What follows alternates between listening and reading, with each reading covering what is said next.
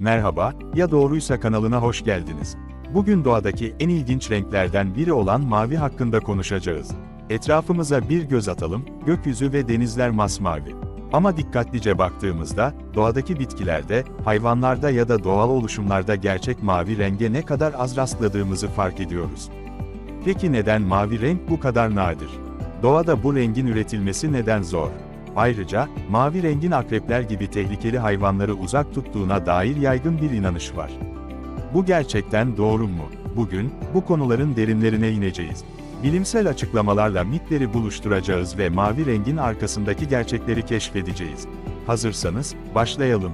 Mavi renk neden doğada bu kadar nadir? İlginç bir şekilde, doğadaki birçok renk, pigmentlerden gelir. Örneğin, bitkiler yeşil renklerini klorofil adlı bir pigmentten alır. Hayvanlar ise kırmızı ve turuncu renklerini karotenoid pigmentlerinden alır. Ancak mavi pigmentler çok daha nadir bulunur. Peki neden? Bilim insanlarına göre, mavi pigmentin biyolojik olarak üretimi oldukça zor ve karmaşıktır. Mavi pigmentler, birçok canlı için enerji bakımından pahalıdır. Yeşil, kırmızı veya kahverengi gibi renkler daha kolay üretilebilen renklerdir. Yani mavi, biyolojik olarak bir lüks gibi düşünülebilir. Doğada gördüğümüz mavi renklerin çoğu aslında pigmentlerden değil, ışığın kırılması ve yansımasından kaynaklanır. Örneğin, kelebeklerin kanatlarındaki muhteşem mavi tonları, gerçek bir mavi pigmentten değil, ışığın kanatlarındaki mikroskobik yapıdan yansımasından kaynaklanır.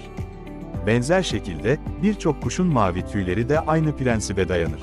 Yani, bu canlılar aslında mavi değildir, biz sadece onları öyle görüyoruz. Gökyüzü ve okyanuslar neden mavi diye sorabilirsiniz. Gökyüzü, atmosferdeki ışığın dağılımı nedeniyle mavi görünür. Okyanuslar ise derinliklerinden dolayı mavi yansır. Yani, doğadaki mavi renklerin çoğu aslında bir optik illüzyon. Mavi rengin nadirliği ve gizemi, tarih boyunca birçok kültürde farklı anlamlar kazanmasına neden olmuştur. İnsanlar, doğada az bulunan şeyleri genellikle özel ve değerli görme eğilimindedir. İşte bu yüzden mavi renk, birçok toplumda güçlü bir sembol haline gelmiştir. Özellikle Akdeniz ülkelerinde, mavi rengin kötü ruhları, kötülükleri ve olumsuz enerjileri uzak tuttuğuna inanılır. Beyaz badanalı, mavi kapılı evler de benzer bir inançla korunma amacı güder. Mavi renk, doğadaki nadirliği ve mistik havasıyla insanları koruyucu bir güç olarak kendine çekmiştir. Bu inanç, sadece kötü ruhları uzak tutmakla sınırlı kalmamış. Bazı bölgelerde, mavi rengin tehlikeli hayvanları, özellikle akrepleri ve böcekleri uzak tuttuğuna inanılır. Fas'ın ünlü Chefchaouen kasabası, maviye boyanmış evleriyle tanınır. Bu evlerin mavi olmasının bir nedeni de akrepleri uzak tutacağına dair yaygın inançtır. Peki, bu doğru olabilir mi?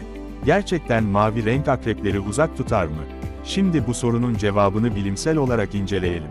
Fas'taki Chefchaouen gibi şehirlerde, mavi evlerin akrepleri ve böcekleri uzak tuttuğu inancı oldukça yaygın. İnsanlar, evlerini maviye boyayarak tehlikeli hayvanların içeri girmesini engelleyebileceklerine inanıyorlar. Bilimsel açıdan bakıldığında, mavi rengin akrepleri uzak tuttuğuna dair hiçbir kanıt yok. Akrepler, ultraviyole ışığa karşı çok duyarlıdır. Aslında akreplerin çoğu ultraviyole ışık altında parlama eğilimindedir, bu da onların gece avcılarına karşı savunmasız hale gelmelerine neden olur. Ancak bu, mavi rengin onları nasıl etkilediğiyle ilgili değildir.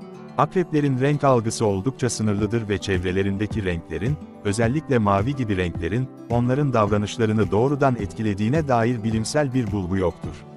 Akrepler, avlarını bulmak için titreşimleri ve kokuları takip ederler.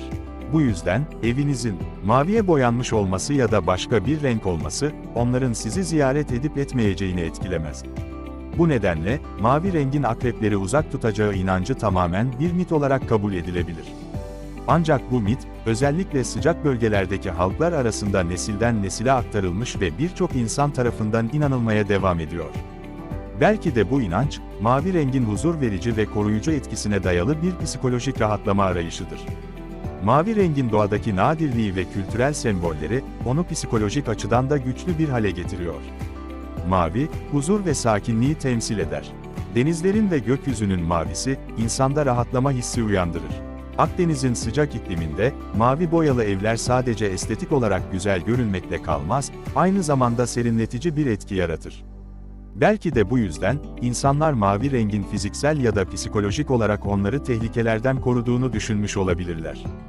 Mavi rengin kültürel mirası, psikolojik etkilerle birleştiğinde, akrepleri ve kötü ruhları uzak tutacağına dair inanışların doğmasına zemin hazırlamış olabilir.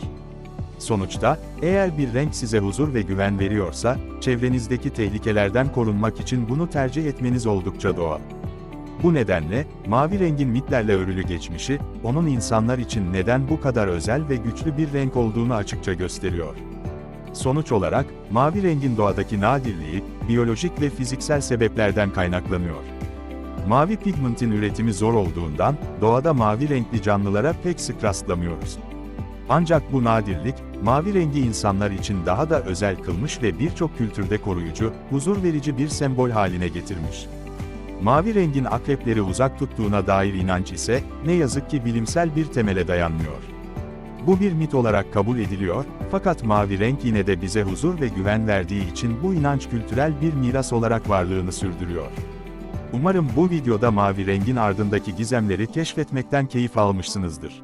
Eğer daha fazla renklerin sırlarını ve mitlerini öğrenmek istiyorsanız, yorumlarda hangi renklerin hikayesini merak ettiğinizi bizimle paylaşın. Ayrıca, videomu beğenmeyi ve kanalımıza abone olmayı unutmayın. Bir sonraki videoda görüşmek üzere, hoşça kalın.